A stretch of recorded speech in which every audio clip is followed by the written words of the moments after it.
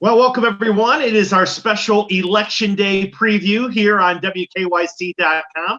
I'm Dave DeNatale, joined by my good friend and 3 News senior political consultant, Tom Beres.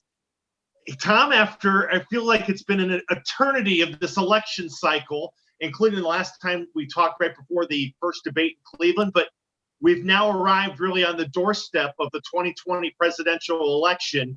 Joe Biden, the former vice president, and the incumbent Donald Trump.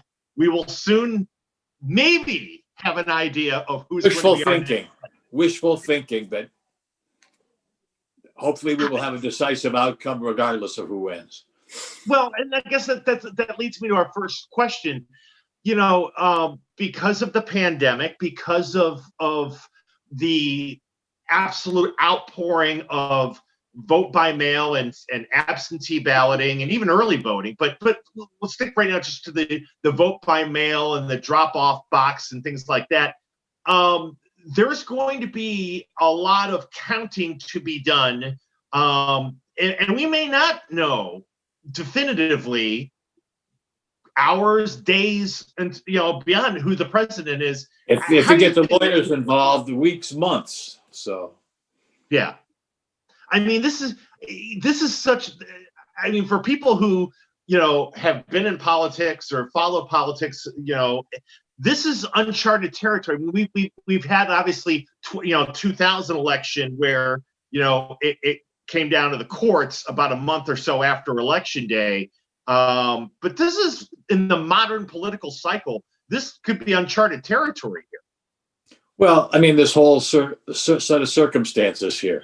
An extraordinary year, election happening with so many critical, crucial, emotional issues on the table, the pandemic, the economic collapse, and now partial rebound, the racial reckoning issues, and all of it pumped up by the extreme emotion and in some cases, anger, divisiveness surrounding the presidential election. Yeah, this is beyond uncharted territory. It's way, way, way, way, way off any map that anybody envisioned at this point. And so now that you have a president who has already played the card that very good chance that if I don't win, something illegal or some kind of hanky-panky will be irresponsible, and I'm going to get the lawyers involved. So he has already fired the warning shot that he is prepared not to concede at the maybe the earliest possible opportunity to do that. That he's willing to fight and challenge individual votes is kind of what the latest message is. And what's interesting is with that in mind, the president is on, as we tape this, he's on a whirlwind, next to last day of campaign stops. The Biden campaign, they're going to Georgia. They came to Cleveland. Kamala Harris was in Texas last week. You get the feeling that they're not only just hitting the 3 or 4 swing states, but they're trying to hit other states that are in play or technically in play with the thought. I mean, I guess maybe my thinking is, and I want to get your sense, that they want to try to see if they can get the electoral math to a point where the president can't really, it's so decisive and so definitive that maybe then there's not a whole lot in the court the president could do if it's that decisive. Well, they're not following. I mean, President Trump is following the same blueprint that he did 4 years ago. Rallies, more rallies, big crowds, emotional, volatile. And because of the pandemic and maybe just because of a strategic shift, Biden is obviously making fewer trips, fewer stops, being more selective. He did stop in Cleveland today, Monday, but that was literally a fly in, here's my speech, turn around, fly out from Burke Airport. I think maybe as much practical and pragmatic as strategic, because I believe he's going back to Pennsylvania for the rest of the day. And they figured, well, we could just make a pit stop in Ohio and try to energize try to energize the urban base there, because Ohio is still very much in play, winnable. Most of the polling has it a virtual toss-up. Are you surprised? Now, Vice President Pence made several stops in Ohio during the last 3 or 4 weeks. The president's children had some rallies, Youngstown and certain areas. But are you surprised the president didn't have one of his "Make America Great Again" rallies in Ohio during the course, from that first debate to now? He really didn't make a trip. Well, he's had some appearances. He's had some personal appearances. He had a fundraiser in Bratton way a while back. He had an appearance at a Whirlpool plant out to the west. But again, he's only one guy. He can only tag so many bases. And I think maybe gets into the discussion of how Ohio is maybe dropped down to the second tier of important states. I mean, the blue wall states of Wisconsin, Michigan, Pennsylvania, the coin flip states of Florida, North Carolina, Arizona, Georgia seem to be getting more visits, more attention, more discussion as being swing states. Again, Ohio was so, at the outset of this campaign, most people pretty much just had Ohio automatically checked off and put on the president's got it in my pocket list. Well, the way things have evolved, it's become, as a true swing state would be, it's become more contentious. The margins have narrowed, and again, it does seem to be up for grabs. I think both sides appreciate, maybe not for the mathematical value in this election, but just for the historic legacy and psychological value of winning Ohio, because of Ohio's scorecard of picking presidents 18 out of the last 19 elections, and for the umpteenth time, no Republican has ever won the White House without winning Ohio. But I think both sides regard Ohio as a kind of a national microcosm or barometer of how they're doing overall, and so they can't ignore it. It may not be vital to Mr. Biden's campaign. I think it is essential in any winning formula that President Trump tries to put together. But we are in play, but we are somewhat less significant than we have been in years past. Yeah. They still want the 18 electoral votes or what have you. Oh, yeah, we are the seventh biggest total of electoral votes. So, yes, no question. It is a big prize. But again, at the outset, we seem to be more red than the state's previous political history would have indicated. But again, it's a state that's gone, back and forth and back and forth. How it elected President Obama narrowly twice and flipped to Trump, politically remarkable. Yeah. When, just one more Ohio question, then I want to get on to a couple more just kind of a big picture things here as we talk with Tom Beres as we get ready for the election day extravaganza around here on Tuesday. For both parties to win Ohio, it seems like, for the Biden camp, I mean, they'll do well in the largely blue areas, Cuyahoga County, Franklin County, etc. But it seems like, if you do well in the fringe suburbs, Lorain County, and talk about Northeast Ohio, Lorain County, Summit County, Lake those counties, Medina, that would seem to be, if you want to look at counties to watch tomorrow, if people are really into that, I would think the fringe areas of Northeast Ohio around Cuyahoga County are going to be interesting to kind of lay claim of who's going to win Ohio. Yeah, they are going to be a very important litmus test. Again, the consensus political thinking among the political wise men and women seems to be that President Trump carried those areas last time, but a combination of factors, the pandemic, his very unpresidential political style, that a number of factors have maybe alienated, antagonized, turned off a lot of perhaps more educated suburban voters, and that he may be on shaky ground there. I mean, in my hometown community of Rocky River, which is a predominantly Republican city, I know I know yard signs don't vote, but I compare the yard signs that I see in my jaunts around the neighborhood and the community, and there does seem to be a lot more Biden signs than there were Hillary signs last time. Again, maybe there's going to be an awful lot of so-called shy Trump voters. And I think maybe that's what the president's counting on, these so-called silent majority, the people who maybe don't go to the MAGA rallies and don't go to Black Lives Matter protests, but are there concerned about their family, their job, and preserving basic American values and freedoms. So I think maybe that's the winning card he's hoping suddenly emerges tomorrow with lots of in-person voting.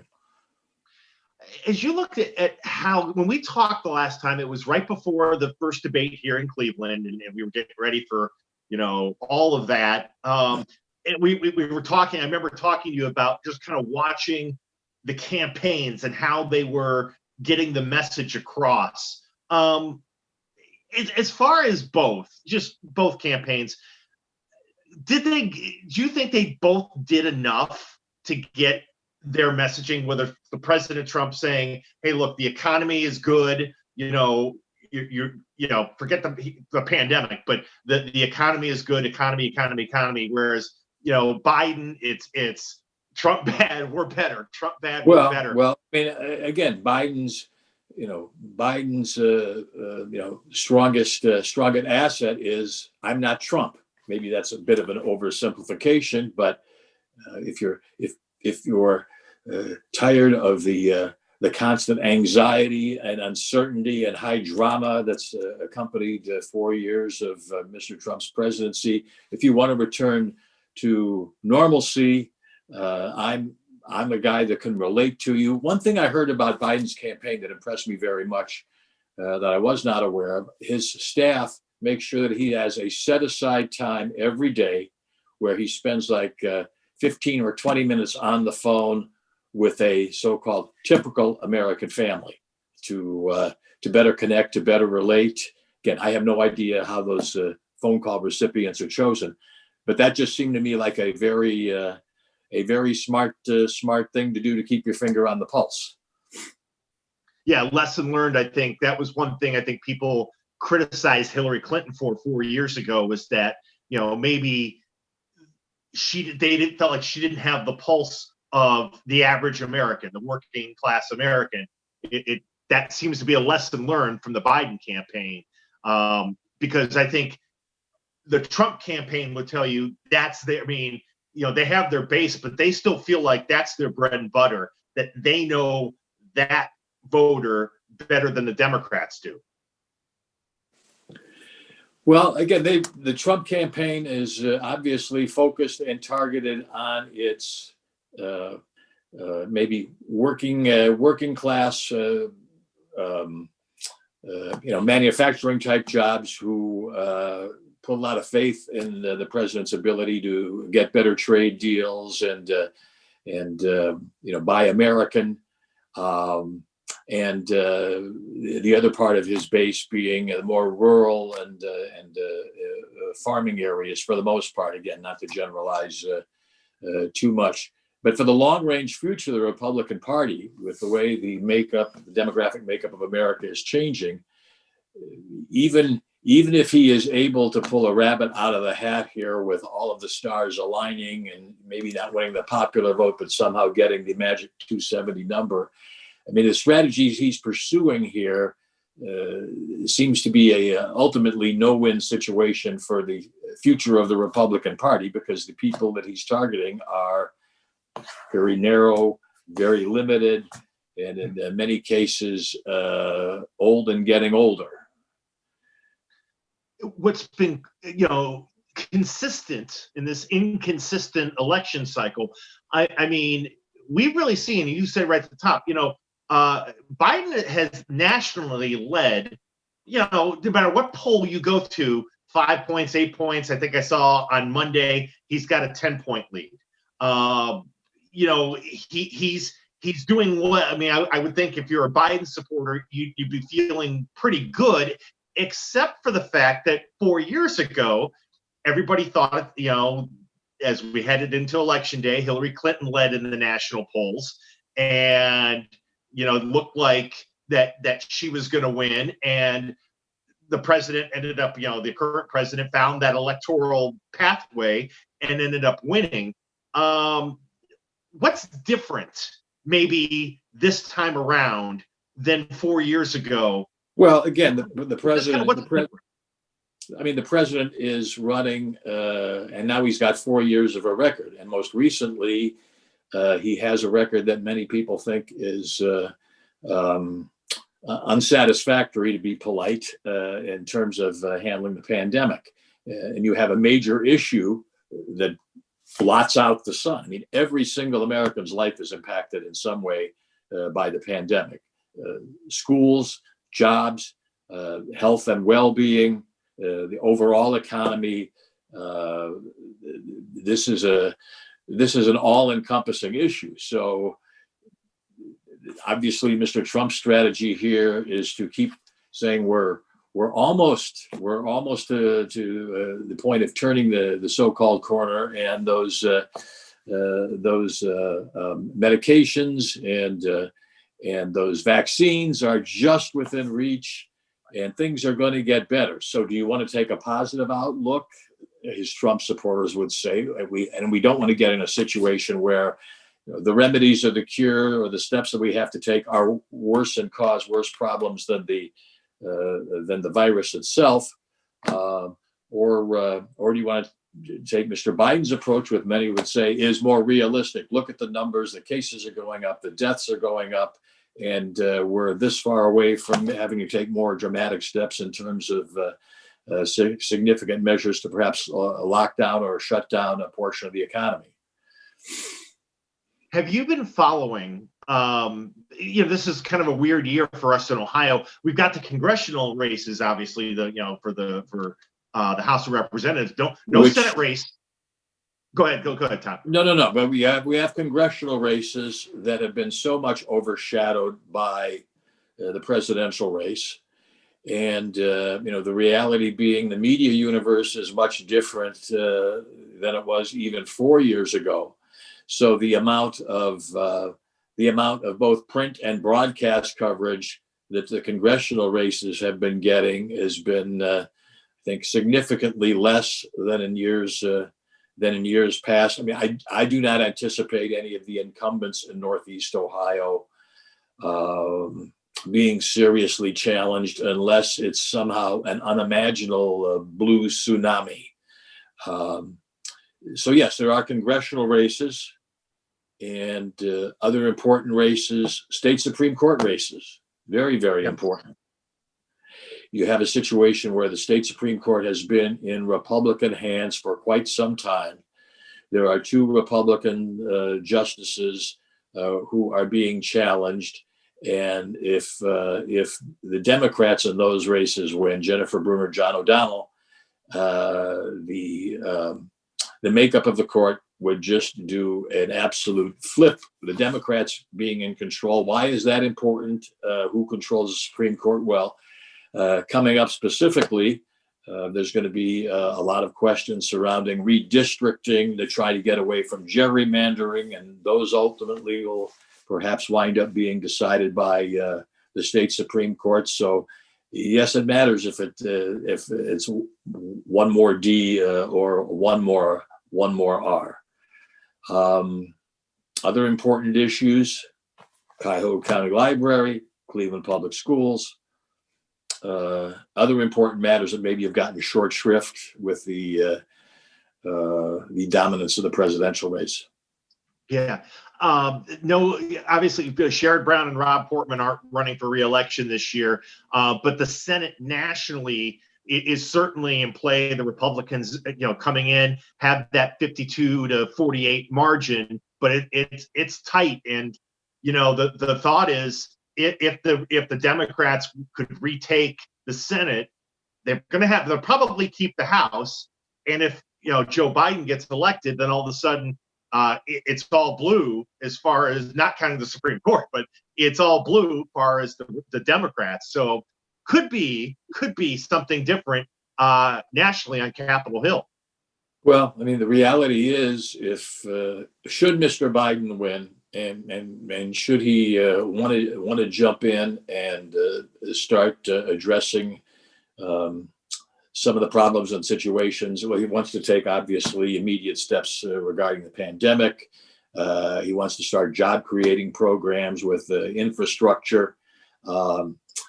For him to start to do any of that, he's got to have Democrats in the Senate, because right now the Senate pretty much is the gatekeeper of what does and doesn't get done with Republican control. So you know, the reality is, given the polarization of politics, all you would have if the Democrats don't take the Senate is another unproductive, dysfunctional government, except with a Democrat as president. For the next two years until we have another midterm, and then we try again.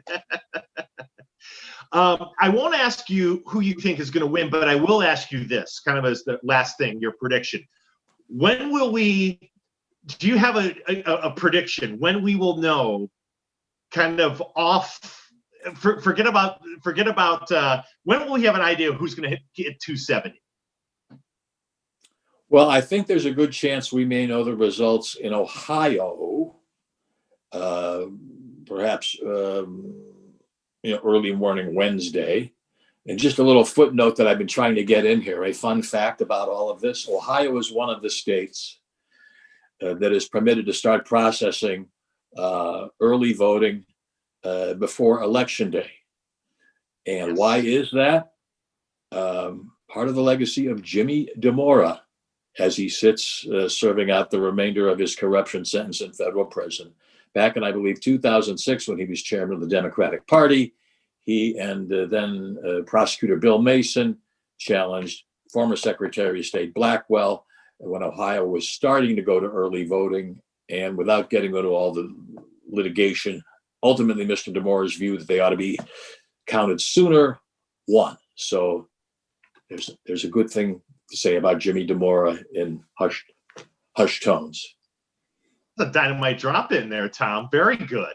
Very good. But in answer to your question, I fear that with the president's threat of being lawyered up and some of the legal challenges that they've mounted already, and with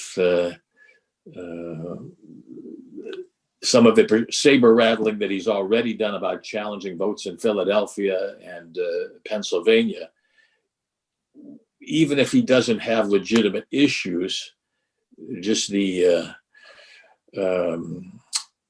time and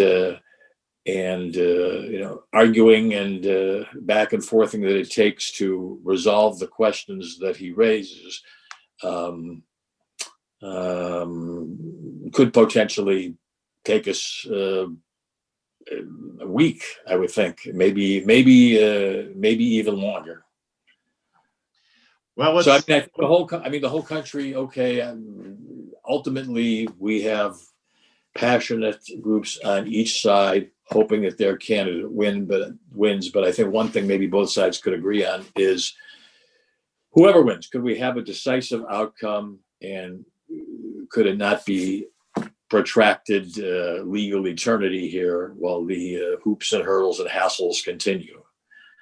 Because the volatile climate we're in, not to be an alarmist, but we all know that there's a lot of passion flowing out there, and we've already seen in the past how one incident can be a flashpoint to something more serious, and heaven forbid something like that happens. Let's just get something decisive, resolved, and then figure out how to move on from there. I give a shout out here to Governor DeWine. If you've had the benefit to read the letter that he wrote to the people of Ohio yesterday, where basically this is the fellow who's the one of the co-Trump campaign managers in Ohio, said, well, regardless of who wins, I'm asking you to all think about what we have in common versus the issues that divide us, and let's as Ohioans all try to work together to get a handle and keep the pandemic at bay and deal with our other greater issues. So you could say, well, empty words on a piece of paper, but I think the governor deserves kudos for appealing to our better angels here. Yeah, absolutely. I was going to say, let's hopefully everybody's better angels kind of emerge here the next couple of days, and we figure out where to go forward and who our president is going to be to go forward with. My friend, it is always a pleasure to talk to you. It's always a pleasure to see you. You'll be part of our coverage on election night on both the broadcast and digital end. So look forward to seeing more of you, Tom. Always a pleasure, my friend. Thanks. The pleasure is all mine. All right. Thanks, that's Tom Beres joining us on this special Election Day preview. Thanks for joining us, everybody. Take care. It's going to be a wild couple of days. Make sure you stay with us. WKYC 3 News and WKYC.com.